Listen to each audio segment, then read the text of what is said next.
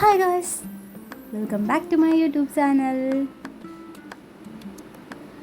Guys, ഇന്ന് ഞാൻ വന്നിട്ടുള്ളത് ഒരു ടേബിളിൻ്റെ പുറത്തൊക്കെ വയ്ക്കാൻ പറ്റിയ ഒരു കുഞ്ഞി കലണ്ടറുമായിട്ടാണ്. അതും നമ്മൾ പണ്ടൊക്കെ ഉപയോഗിച്ചിട്ട് ഇപ്പം ഈ ഒരു ഉപയോഗവും ഇല്ലാതെ ഷെയ്ഡിൻ്റെ മണ്ടയ്ക്കൊക്കെ കിടക്കുന്ന കുറേ ബുക്കൊക്കെ കാണുമല്ലോ. പൊടി തട്ടി എടുത്തിട്ട് വാ, നമുക്കൊരു പൊളി കലണ്ടർ ഉണ്ടാക്കാം. ഇനി ഞാൻ ഇതെങ്ങനെ ഉണ്ടാക്കുന്നതെന്ന് ഓരോന്ന് എക്സ്പ്ലെയിൻ ചെയ്ത് പറഞ്ഞു തരേണ്ട കാര്യമില്ലെന്ന് തോന്നുന്നു. കാരണം കാണുമ്പോൾ മനസ്സിലാവുമല്ലോ ഓൾറെഡി.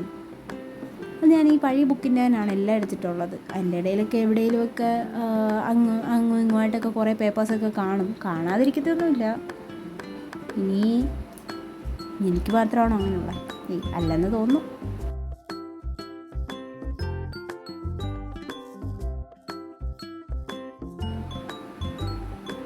നമുക്ക് വളരെ സിമ്പിളായിട്ട് ചെയ്തെടുക്കാൻ പറ്റും.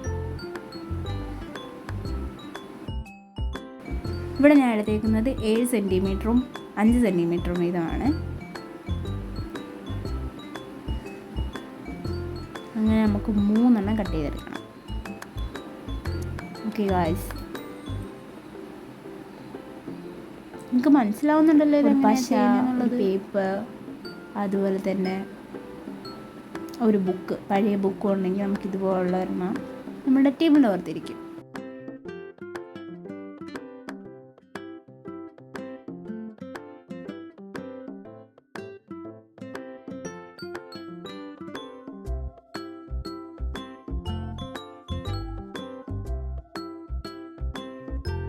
ഇവിടെ അഡീഷണൽ വേണമെന്ന് പറയുന്നത് ഒരു A4 ഷീറ്റ് പേപ്പറാണ്. കാരണം നമുക്ക് ഡേറ്റ്സും മന്തുമൊക്കെ എഴുതി വരുമ്പോഴത്തേക്ക് കുറച്ച് കട്ടിയായിട്ടിരിക്കണം. കുറച്ച് നാളത്തേക്കല്ല നമ്മൾ ചെയ്യുന്നത്, ഒരു ദിവസത്തേക്കല്ലല്ലോ ചെയ്യുന്നത്. അതുകൊണ്ടാണ് ഞാൻ അങ്ങനെ പറയുന്നത്. ഇനി അതില്ല, ബോണ്ട് പേപ്പർ ഇല്ലയെന്നുണ്ടെങ്കിൽ നിങ്ങൾക്ക് നോർമൽ പേപ്പർ എടുത്താലും കുഴപ്പമൊന്നുമില്ല, നമുക്ക് ചെയ്തെടുക്കാൻ പറ്റും.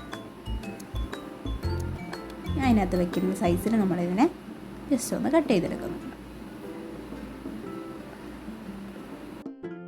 നമുക്കൊരു 30 മിനിറ്റ് കൊണ്ടൊക്കെ വളരെ സിമ്പിളായിട്ട് നമുക്കത് ചെയ്തെടുക്കാൻ പറ്റും. കാരണം നമ്മുടെ വീട്ടിലുള്ള ഐറ്റം വെച്ച് തന്നെയല്ലേ ഞാനിത് ചെയ്യുന്നത്. അതുകൊണ്ടെങ്കിലും തപ്പി നടക്കേണ്ട കാര്യമില്ലല്ലോ.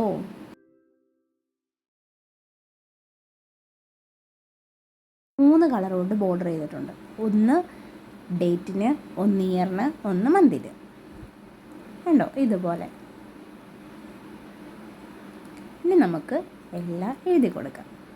ഈ പ്രോസസ്സൊക്കെ വരുമ്പോൾ നമ്മുടെ മനസ്സിൽ എന്തൊരു സന്തോഷമാണെന്നറിയോ. കാരണം നമ്മൾ ചെയ്ത് തീരാറായി എന്നുള്ളത്.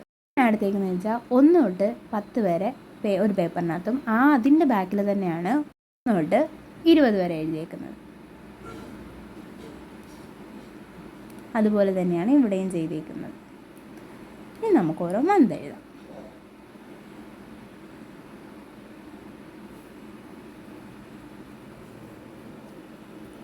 ഇനി ഫൈനലി നമ്മുടെ ഇയർ എഴുതി കൊടുക്കുമ്പോൾ നമ്മളുടെ പ്രോസസ്സ് തീർന്നിരിക്കുന്നു. ഇനി നമുക്ക് നമ്മളുടെ കലണ്ടർ അവിടേക്ക് നമുക്ക് കുറച്ച് ഭംഗി കൂട്ടാൻ വേണ്ടി കുറേ ലവ് ചിഹ്നം അങ്ങും ഇങ്ങുമായിട്ടെല്ലാം അങ്ങ് വാരി വിതറിക്കും.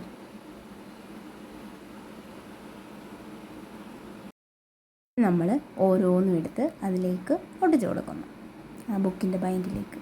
ഫൈനൽ പ്രോസസ്സാണ് ഗായ്സ്. നമ്മൾ എഴുതി വെച്ചേക്കുന്ന ഡേറ്റും മന്തും ഇയറും എല്ലാം നമ്മൾ അതിനകത്തേക്ക് വെച്ച് കൊടുക്കുന്നു. ഗൈസ്, എങ്ങനെയുണ്ട്? കുഞ്ഞു വീഡിയോസിന് എൻ്റെ ചാനൽ സബ്സ്ക്രൈബ് ചെയ്യൂ. Thanks for watching.